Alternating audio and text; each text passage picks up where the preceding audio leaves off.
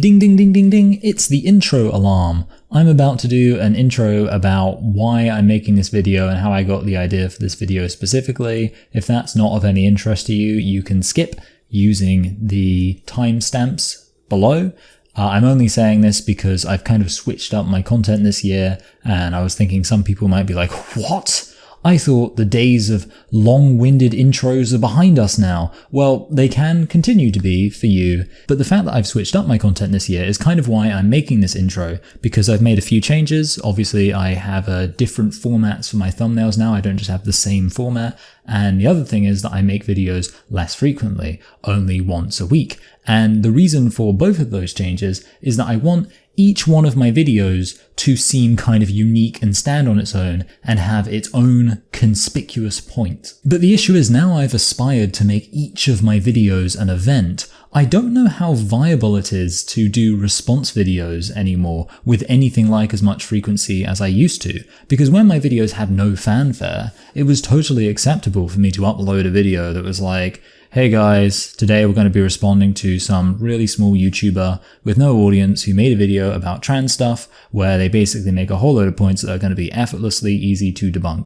Let's get started. But I don't know if I can do that now. I mean, don't get me wrong, if I see a video by one of the big trans activist channels or a video that's doing really well and is very popular and, really needs to be put in its place with facts and logic, then I'll make a response. But I don't imagine there'll be that many moments now and from now on where I'll look at a video and say, yeah, that's worth being the video that I respond to as my one video for this coming week. I mean, for reference, this is the playlist that I have, which I've never shown before, I don't think, of the videos that I had to respond to, where, if I saw a video, I'd be like, I'll have a response to that, and I'd add it to this playlist with the idea of eventually I'd get around to it. And I had that for when I was doing loads of response videos with a great degree of frequency. Thing is, now that I'm thinking, well, I'm not going to be doing videos as frequently, there's going to be a lot of these videos, easily the vast majority, that I just don't think I'm ever going to get around to looking at at all, because I don't think they'd be worth making a video about. So I was going through this Lily Alexandre video, and I was thinking to myself, I can't do this anymore. This video has no point.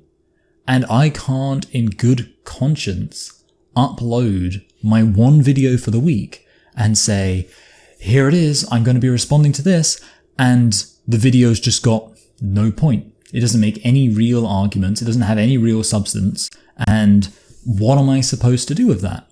And that's when I realized that I think the only thing I can do is just make a wider video about the state of trans discourse using this video as a reference. Easily the biggest singular difference between gender critical discourse and queer theory discourse is the directness of the gender critical position. It's really quite easy to assert. The categories of man and woman appear to have a lot of sociological relevance, and as such, when we talk about men and women, we need to know what we're talking about. Males and females are reliably easy to identify in human biology. Historically, it has overwhelmingly been those who are biologically female who have been identified as women and experienced all the sociological implications of that. While we can aspire to change the sociological implications of being identified as a woman, there is not any good reason why changing the definition of woman to detach it from being biologically female would seem to be necessary. Of course, the effort to invent a sociological role for women has led to the idea of gender,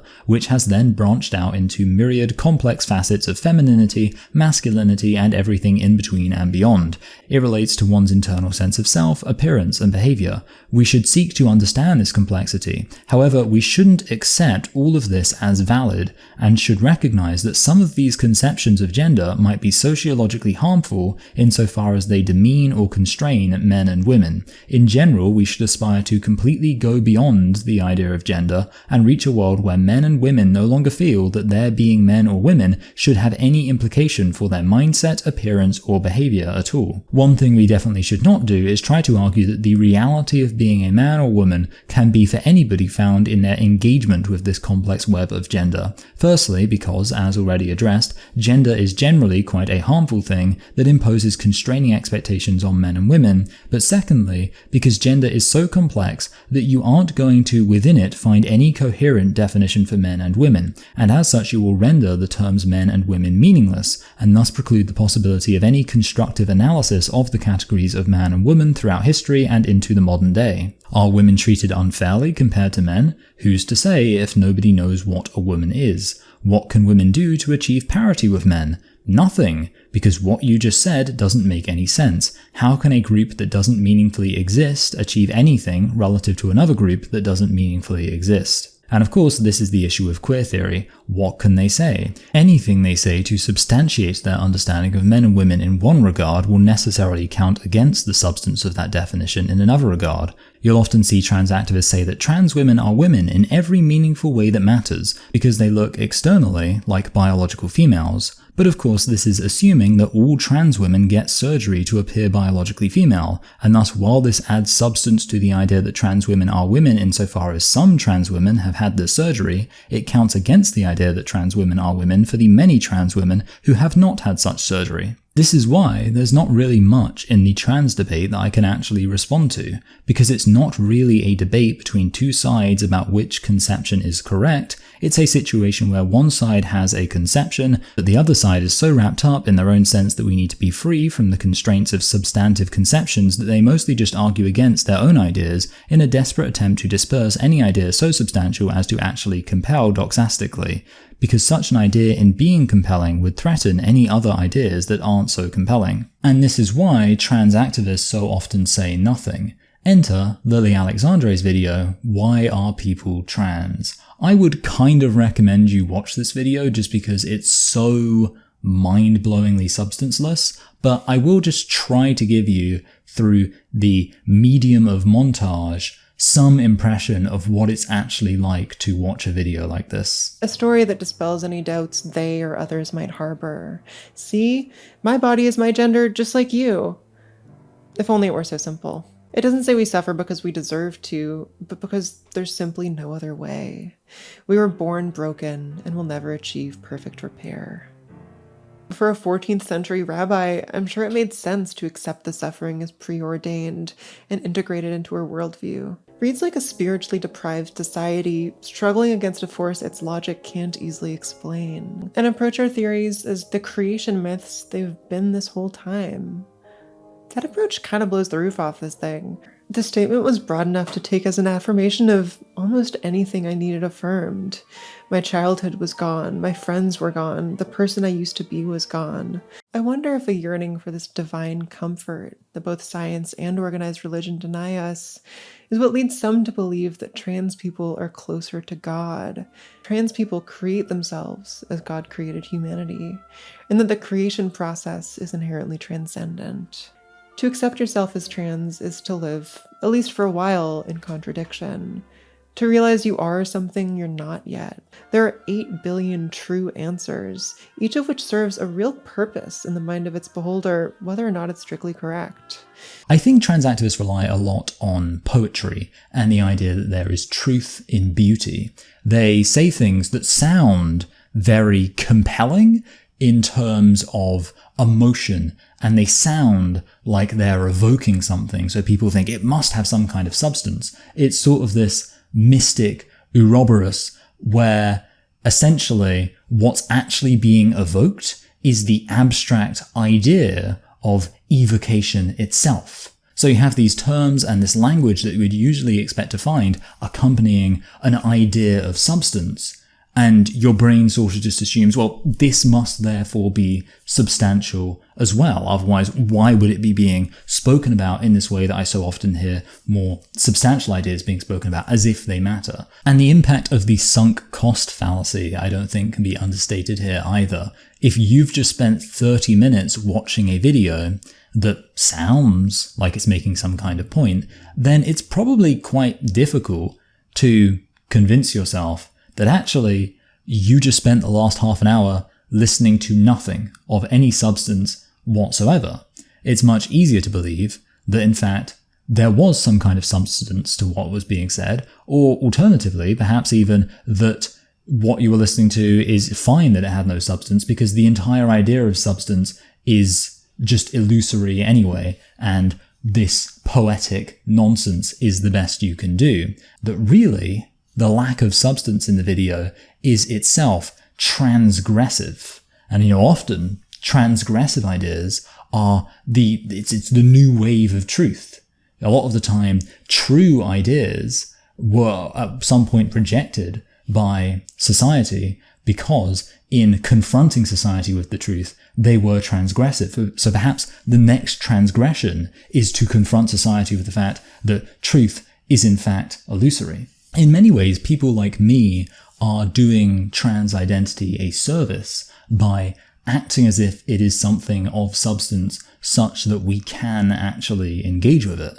And for the record, I'll say now that it's not. That every single time I do engage with trans identity in that way, I'm taking it for granted that I'm dealing with a specific conception of trans identity, all the while aware that technically the overarching idea of trans identity would reject that conception as definitive because it would say all conceptions of trans identity are valid, which is to say that none of them are actually of any substance whatsoever. And sometimes they will even try to lampshade this, as Lily does in this video. I always dive into these questions and explain why it's actually really complicated and there's no one clear answer.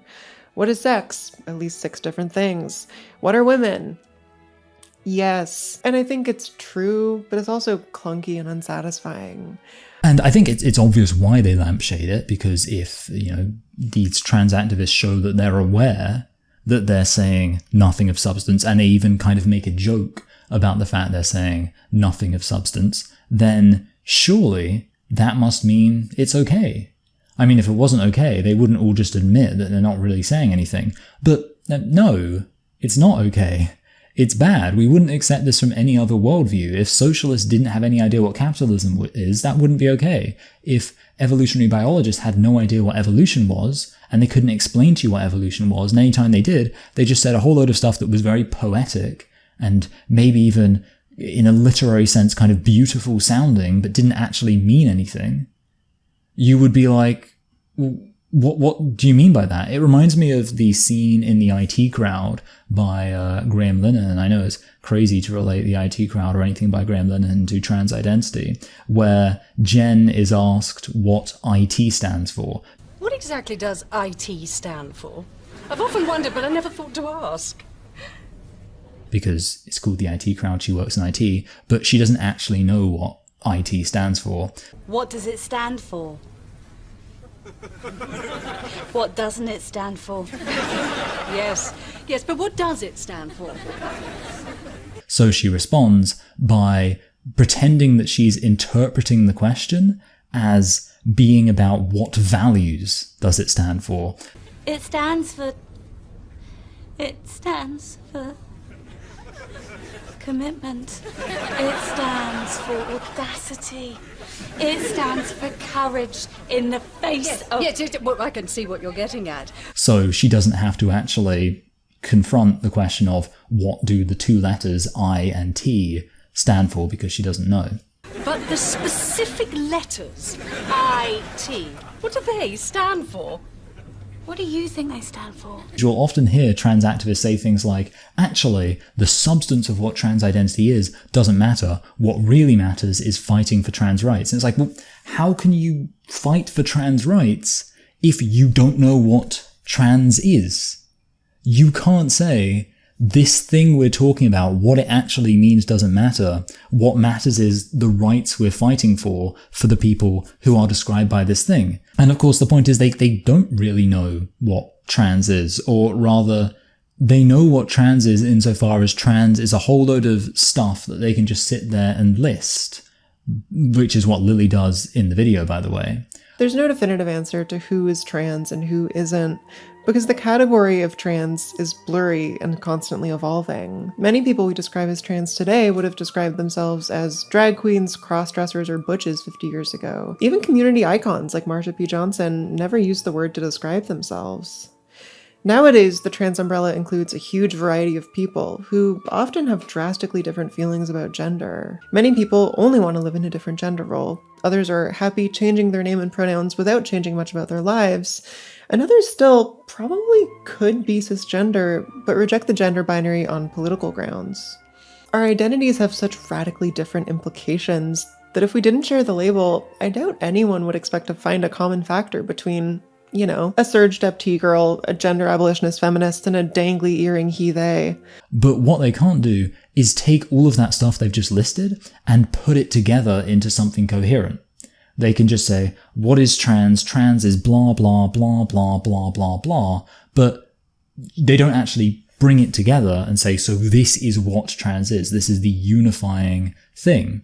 And of course, this becomes really inconsistent when they then say things like, trans people have existed forever. Trans people have always existed since the dawn of humanity. And that sounds like it means something. They say it with confidence as if they're making a definitive claim about reality. Like, you can go and you can look and you will find these trans people. But how does that make sense as a way to talk about something which they self-admittedly can't actually tell you what it is?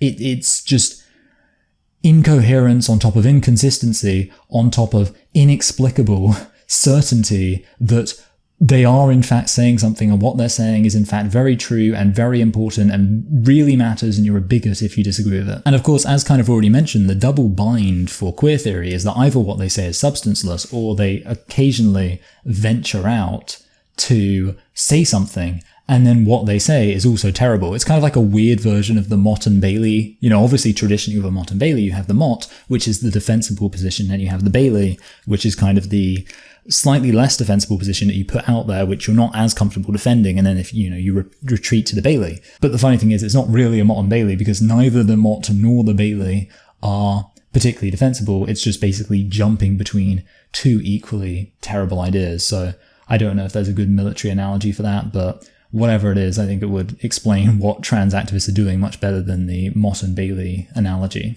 So, for example, in Lily Alexandre's video, which is kind of the case study for what I'm talking about, Lily at one point goes on to give a specific example of a way that trans identity is conceived of. Take, for example, Ojibwe tradition, which understands the European concepts of sexual orientation, gender presentation, and gender roles to be kind of part of the same thing.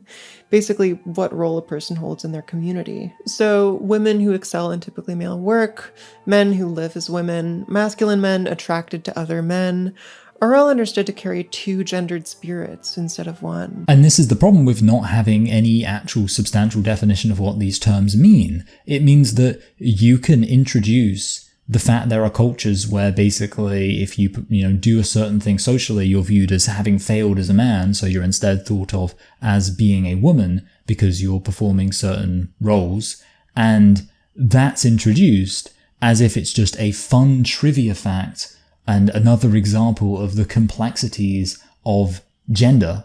Like, hey, did you know that there are tribes in Africa? The Ojibwe actually aren't an African tribe, they're a Native American tribe. I apologize for my error there. Where if you're too feminine, you will be told that you're no longer a man and said that you're in fact a woman now. Isn't that an interesting fact about the complexity of gender? No, it's sexism. It's nonsense. It's utterly regressive. But there is one idea that trans activists do oppose, and it's not the idea that a woman is just a series of roles that you're expected to perform in society. They're fine with that. They'll include that as part of the rich tapestry of how gender is conceived of in various cultures. No, they're fine with that. What they're absolutely offended by, or the idea that they will not countenance at all, is the evil, wicked idea that if you're a woman, that's just because you're biologically female, and it shouldn't have any implications for you in terms of how you should feel or look or behave. You can just be whatever person you want to be. You can go live your life however you like, and you're still a woman because you're biologically female. That is just an evil, offensive idea. One of my favorite videos on YouTube, like the whole of YouTube, is In Search of a Flat Earth by Dan Olson. It's a really good, well put together video of a lot of really intelligent points, and it's one of the few videos I can think of that really successfully manages to transcend its titular point. See, Olson's basic conclusion is that nobody really believes the Earth is flat. Instead, people say that the Earth is flat because they are willfully rejecting reality. Because to willfully reject reality is basically to invoke the idea that your will is above reality, that your will is more powerful than reality, and that reality is beholden to your will. They engage in wild hypocrisy as an act of domination, adhering to something demonstrably untrue out of spite, because they believe that power belongs to those with the greatest will to take it, and what greater sign of will than the ability to override truth?